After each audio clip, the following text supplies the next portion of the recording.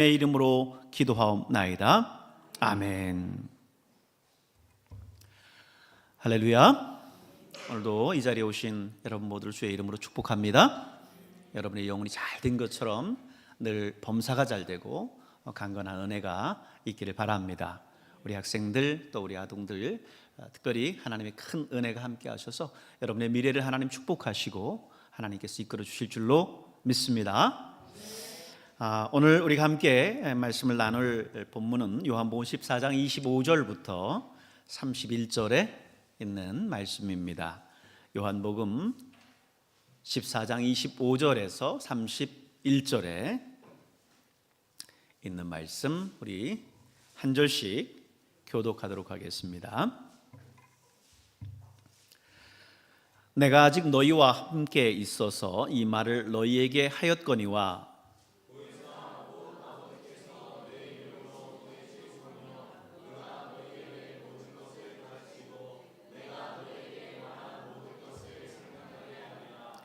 평안을 너희에게 끼치노니 곧 나의 평안을 너희에게 주노라. 내가 너희에게 주는 것은 세상이 주는 것과 같지 아니하니라. 너희는 마음에 근심하지도 말고 두려워하지도 말라.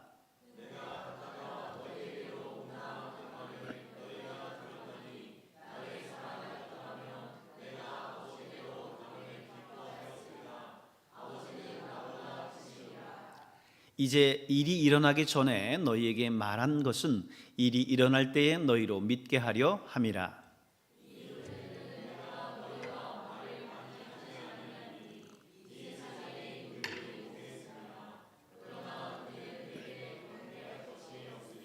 같이 읽습니다. 오직 내가 아버지를 사랑하는 것과 아버지께서 명하시는 대로 행하는 것을 세상이 알게 하려 함이로라. 일어나라, 여기를 떠나자 하시니라. 아멘. 요한복음 13장에서 17장에 있는 말씀은 예수님이 십자가를 지시기 전날 밤 제자들에게 남긴 마지막 가르침의 말씀입니다. 요한복음 14장 1절에서 14절은 너희는 마음에 근심하지 말라, 하나님을 믿으니 또 나를 믿으라 말씀하면서 예수님께서 아버지께 가시는 이유를 설명하셔요. 이어지는 14장 15절부터 24절까지는 또 다른 보혜사를 언급하시면서 성령을 보내주시겠다 이렇게 약속하고 있습니다. 오늘 본문이 되는 14장 25절부터 31절 말씀은 특별히 성령의 역할, 또 예수님의 평안, 세상의 권세자에 대해서 말씀을 하고 계세요. 25절에 있는 말씀부터 하나씩 보면요, 예수님이 지금은 십자가에 죽으시고 부활하셔서 아직 하늘로 승천하서 올라가시기 전이기 때문에 제자들과 함께 계십니다. 그래서 모든 것을 직접 말씀하시지만 이제 예수님이 하늘로 올리고 가시면 예수님이 제자들을 떠나게 되실 텐데 제자들은 이제 이게 마음에 근심이 됐던 거죠. 그래서 예수님께서 뭐라고 말씀하십니까? 14장 1절에 보니까 너희는 마음에 근심하지 말라, 하나님을 믿으니 또 나를 믿으라, 이렇게 제자들을 위로하고 계세요.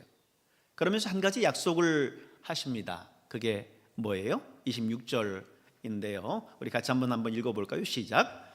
곧 보혜사 곧 아버지께서 내 이름으로 보내실 성령, 그가 너희에게 모든 것을 가르치고 내가 너희에게 말한 모든 것을 생각나게 하리라. 아멘. 보혜사라고 불릴 성령께서 내가 너희에게 가르친 모든 것을 다 생각나게 하실 거다, 이렇게 말씀하고 계세요. 신약 성경에 보면 오늘 보혜사라고 하는 말이 나오죠. 이 보혜사는 헬라어로 말하면 파라클레토스라는 말입니다. 파라클레토스. 이 보혜사는 돕는 자, 위로자, 중보자와 같은 그런 의미들을 가지고 있어요. 그리고 이 보혜사는 성경에서 주로 성령을 표현할 때 표현하는 말씀입니다. 이 단어는 요한복음에서 보면 여러 번 언급되고 있고요, 성령의 역할을 이 보혜사라고 하는 단어를 통해서 우리가 깨달을 수 있습니다. 성령은 26절 후반절에 보면 뭐라고 했냐면요, 모든 것을 가르치신다 그랬어요. 모든 것을 가르치신다. 예수님께서 제자들과 함께 있을 때에 하나님 나라와 하나님 백성의 삶이 무엇인지를 계속해서 가르쳐 주셨죠. 그것처럼 성령은 이러한 진리를 계속해서 가르쳐 주실 것이라고 하는 약속을 주신 거예요. 예수님이 같이 있을 때는 예수님이 늘 그들에게 가르쳐 주셨지만 이제 예수님이 이 땅을 떠나고 나면 그 하나님 나라에 대해서, 하나님 나라의 그 삶에 대해서 누가 우리에게 가르쳐 줄 건가라고 하는 그런 불안한 마음들이 있었을 텐데, 예수님은 뭐래요? 내가 떠나고 나면 보혜사께서 오실 것인데 그가 너희를 가르치실 것이다. 할렐루야. 그렇게 말씀하고 계세요. 그래서 성령이 충만하면 우리 안에 계신 성령께서 늘 우리를 가르쳐 주십니다. 하나님 나라는 이런 거야. 하나님 나라의 백성의 삶은 이렇게 살아야 되는 거야 하면서 성령께서 우리 안에 가르쳐 주셔요. 우리의 마음 가운데 성령이 감동하신다라고 하는 거죠. 베드로전서 2장 9절에 보면 우리를 뭐라고 표현하고 있느냐면요, 너희는 택하신 족속이요, 왕 같은 제사장들이요, 거룩한 나라요, 그의 소유된 백성이니 이는 너희를 어두운 데서 불러내어 그의 기이한 빛에 들어가게 하시니에 아름다운 덕을 선포하게 하려 하심이라. 우리는 택하신 족속이라는 거예요. 왕 같은 제사장이라는 거예요. 거룩한 나라라는 거예요. 그의 소유된 백성이라는 거예요. 여러분, 우리는 하나님 나라의 백성인 줄로 믿습니다. 그렇기 때문에 성령께서 그 하나님 나라가 어떤 곳이고 그 하나님 나라의 백성으로서의 살아가는 삶이 무엇인지를 계속해서 우리의 마음속에서 깨닫게 해주신다는 거예요. 가르쳐 주신다는 거예요. 여러분, 세상 소리에 귀를 닫고 날마다 여러분의 마음 깊은 곳에서 여러분에게 말씀하시는 성령의 음성을 들으실 수 있기를 바랍니다. 또한 성령은요, 예수님께서 말씀하신 것을, 그 모든 것을 어떻게 한다고 하냐면 생각나게 하신다. 생각나게 하신다. 성령은 예수님처럼 사람의 모양으로 나타나셔서 사람의 육성으로 예수님께서 직접 얘기해 주셨던 것처럼 그렇게 해 주시지는 않지요. 그런데 어떻게 하신다고요? 제자들에게 예수님께서 그들과 같이 있을 때 가르쳐 주시고 말씀해 주셨던 그 모든 것들을 떠오르게 하신다는 거예요. 생각나게 하신다는 거예요. 여러분, 가끔 여러분의 삶 속에서 어려움을 겪고 힘들어하고 아파하고 있을 그때에 정말 좌절스럽고 모든 것 포기하고 싶고 할 그때에 떠오르는 하나님의 말씀, 정말 우리의 뇌리를 스치는 하나님의 말씀들이 있지 않습니까? 누가 주시는 거예요? 성령이 주시는 거예요. 성령께서 우리에게 깨닫게 하시고 생각나게 하시고 떠오르게 하시는 거예요. 오늘 말씀, 예수님께서 말씀하시잖아요. 성령께서 예수님께서 하신 말씀을 모든 것을 생각나게 하실 것이다. 이렇게 말씀하고 있어요. 여러분, 오늘 그 성령님과 함께 하실 수 있길 바랍니다. 그 성령님의 말씀의 음성에 귀 기울이실 수 있길 바랍니다. 자, 그런데 그 성령이 어떻게 오시는 거예요? 오늘 아버지 하나님께서 예수님의 이름으로 보내는 것이다 그랬어요. 예수님의 이름으로 보내시는 것이다. 26절 전반절 한번 보세요. 거기 보면 아버지께서 내 이름으로 보내실 성령이라고 말씀하셨어요. 그죠? 아버지께서 내 이름으로 보내실 성령. 여기 보면요, 성부, 성자, 성령, 삼위 하나님이 다 등장해요. 성부 하나님이 성자 예수님의 이름으로 성령 하나님을 보내신다는 거예요. 성부 하나님이 성자 예수님의 이름으로 성령 하나님을 보내신다는 거예요. 이 삼위 하나님이 다 등장하지요. 우리는 이 성령님을 환영하고 인정하고 모셔드려야 될 줄로 믿습니다. 우리의 마음 가운데 그 성령님을 모셔드리면요, 다시 말해서 성령이 우리 안에 임하시면요, 우리가 권능을 받습니다. 사도행전 1장 8절의 말씀 기억하시죠? 오직 성령이 너희에게 임하시면 너희가 권능을 받고 영어 성경에 보면요, 파워라고 했어요. 파워, 힘을, 능력을 받는다라고 하는 거예요. 그러므로 우리가 성령을 받아야 힘있게 주의 사역을 감당할 수 있는 줄로 믿습니다.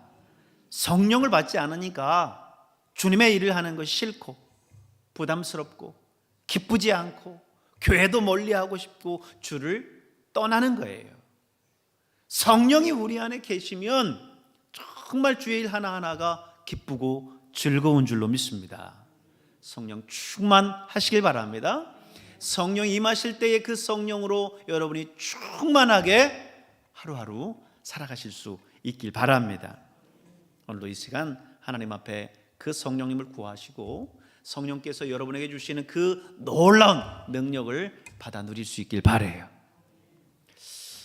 예수님은 성령에 대해서 이렇게 말씀하시고 나서 이제 당신께서 주시는 참된 평안을 말씀하십니다. 27절에 보니까요, 평안을 너희에게 끼치노니 곧 나의 평안을 너희에게 주노라 말씀하셨어요. 평안을 너희에게 끼치노니 곧 나의 평안을 너희에게 주노라. 주님이 뭐라고 말씀하시냐면요, 나의 평안이라 말씀하셨어요. 나의 평안이다 이렇게 말씀하셨습니다. 세상과 구별되는 주님이 주시는 평안이 있다는 거예요. 여러분, 세상의 평안은 어떤 것일까요? 그런 환경, 그런 조건, 그런 것들이 갖춰졌을 때 비로소 우리에게 오는 평안, 안심, 뭐 이런 게 세상적인 평안이에요. 세상이 우리에게 가져다 주는 평안입니다. 그런데 주님, 오늘 주님께서 말씀하시는 나의 평안은 뭐예요? 그 세상의 평안과는 구별된다는 거예요. 다시 말해서 그런 환경과 조건을 뛰어넘는 초월하는 그런 평안이 우리에게 온다라는 겁니다. 여러분, 사도 바울을 기억하시죠? 사도 바울이 그의 옥중서신을 쓸 때 그는 감옥에 갇혀 있었어요. 감옥에 수감되어 있는 그 상황 속에서도 그는 평안하고 기쁠 수 있었어요. 따라서 우리는 고난 속에서도 인생의 광야와 같은 그런 삶 속에서도 주님 주시는 평안을 누릴 수 있는 줄로 믿습니다. 우리가 살아가는 삶이 늘 정말 평탄할 수만은 없어요. 또 그것이 주님의 뜻이지도 않습니다. 우리의 삶이 때로는 협착한 그런 골짜기, 이런 골짜기를 지날 때도 있고 가시밭과 같은 길들을 걸어갈 때도 있어요. 우리 앞을 가로막는 수많은 역경들이 있을 수 있습니다. 나를 힘들게 하는 수많은 환경들이 있을 수 있습니다. 그러나 그 환경 때문에 우리가 평안한 것이 아니라 주님이 우리와 함께하기 때문에 평안한 줄로 믿습니다. 주님이 나의 인생의 목자가 되시고 주의 지팡이와 막대기로 나를 보호하시고 이끄시기 때문에 그러기에 평안한 줄로 믿습니다. 그것이 주님이 주는 평안이에요. 돈이 많고 부해서 세상에 권력과 힘이 있기 때문에 세상에서 유명세를 타고 다른 모든 사람들에게 인정받기 때문에 아니요. 그렇지 않다 할지라도 부족하고 없고 가난하다 할지라도 다른 사람들의 그 권능보다도 더 나는 힘이 없고 연약하다 할지라도 그 가운데 주님이 주시는 평안이 있습니다. 그 평안으로, 그 샬롬으로 여러분 살아갈 수 있기를 바랍니다. 오늘 28절에 보면요, 그리고 예수님께서 놀라운 약속을 또 하나 되새겨 주세요. 뭐죠? 다시 오신다는 말씀이에요. 28절을 보세요. 내가 갔다가 너희에게로 온다 하는 말을 너희가 들었나니 말씀합니다. 갔다가 다시 온다라는 거죠. 재림의 약속을 지금 재차 강조하고 계신 겁니다. 아주 가시는 것이 아니라 다시 오신다고 하니 얼마나 제자들의 마음 가운데 소망이 넘치겠습니까? 아주 가시는 거라고 한다면 이제 예수님을 영원히 볼 수 없겠구나 라고 하는 절망 속에 사로잡힐 텐데, 예수님이 아주 가시는 것이 아니라 다시 오시겠다고 말씀하세요. 얼마나 마음에 소망이 있겠어요. 여러분, 우리 예수님 다시 오십니다. 그 예수님이 오늘 이제 하늘의 모든 권세를 가지고 이 땅에 다시 오실 거예요. 재림의 주님을 말씀하고 있는 겁니다. 30절에 보니까요, 이후에는 내가 너희와 말을 많이 하지 아니하리니 하시는 말씀이 있어요. 왜 예수님께서 이제 이후로 다 제자들하고 더 이제 말을 안 하신다라고 하는 말일까? 제자들이 앞으로 십자가를 지신 그 예수님을 버리고 떠날 것을 아시기 때문에 삐지셨나? 아니요. 오늘 이건 뭐냐면 지금 이제 예수님께서 십자가를 앞두고 있어요. 이제 곧 십자가를 지러 가신다라고 하는 것을 예수님께서 알고 계세요. 그 시기와 그 타이밍을 지금 예수님은 이미 재고 계십니다. 그러기에 그 십자가 사역의 시간이 다 왔다는 걸 알기 때문에 이제 더 이상 말로 하는 것이 아니라 그 십자가를 통해서 하나님의 뜻을 이루는 것을 보이셔야 한다라고 하는 것을 말씀하고 있는 거예요. 그렇습니다. 하나님의 나라는 말에 있지 아니하고 능력에 있는 줄로 믿습니다. 하나님의 나라는 말에 있지 아니하고 오직 능력에 있습니다. 고린도전서 4장 20절에 있는 말씀이에요. 여러분, 우리의 신앙도 그렇습니다. 그 사람의 신앙을 보려면요, 그가 말하는 것만을 봐서는 안 돼요. 자칫 우리는 말장이가 될 수 있어요. 예수 믿는 사람들이 말을 말 잘한다고 세상 사람들이 얼마나 말 많이 하는지 몰라요. 그런데 그렇다라고 세상 사람들이 인정하는 게 아니에요. 하나님의 나라는 말에 있는 것이 아니라 능력에 있다라고 했어요. 하나님의 나라는 정말 우리의 삶 속에서 하나님의 말씀을 지켜 행함으로 나타나는 신앙의 열매를 통해서 입증해 보이는, 우리가 하나님의 나라의 백성이고 하나님의 자녀라고 하는 그 사실을 신앙은 정말 역전시킬 수 있다라고 하는 이 모든 것들을 입증해 보이는, 그것이 여러분 하나님 나라입니다. 오늘 여러분의 삶 가운데에서 정말 하나님의 나라가 바로 이 열매의 능력에 있음을 기억하시길 바랍니다. 그래서 그 사람의 열매를 봐야 돼요. 그 사람의 신앙의 열매, 그가 그의 삶을 통해서 어떤 열매를 맺고 있는가라고 하는 것을 보면 그의 신앙이 보이는 거예요. 31절에 보면 참된 신앙의 열매가 무엇이겠습니까? 하나님을 사랑하는 거예요. 하나님의 말씀대로 살아가는 겁니다. 하나님을 사랑하는 사람은요, 하나님의 말씀대로 살아요. 그 말씀을 듣고 읽고 쓰고 마음에 깊이 묵상하고 그 말씀대로 살아가는 겁니다. 여러분, 늘 주의 말씀을 귀 기울여 듣는 여러분 될 수 있길 바랍니다. 제일 우선되는 게 뭐예요? 하나님의 말씀을 듣는 거예요. 그러기에 믿음은 들음에서 난다라고 하는 거 아니겠습니까? 그게 최초의 신앙의 첫걸음이기 때문에 그래요.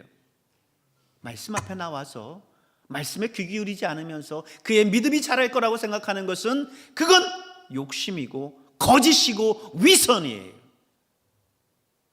하나님의 말씀 앞에 귀 기울이시길 바랍니다. 그 말씀을 듣고 그 말씀을 사모하고 그 말씀을 읽고 그 말씀을 깊이 내 삶 속에 묵상해서 오늘 내게 말씀하시는 말씀이 무엇인가를 귀 기울이고 주의 말씀을 들을 때에 우리의 믿음이 비로소 성장하는 거예요. 그럴 때 비로소 주님과의 깊은 신앙적인 관계가 형성되고 친밀한 관계가 형성되는 거예요. 여러분, 주의 말씀을 귀 기울여 들으실 수 있길 바랍니다. 계속 귀한 신앙의 열매를 맺으셔서 정말 하나님 나라에 합당한 하나님 나라의 백성, 그 백성의 삶을 여러분의 삶 속에 살아내시기를 주님의 이름으로 축원합니다. 기도하겠습니다. 은혜가 풍성한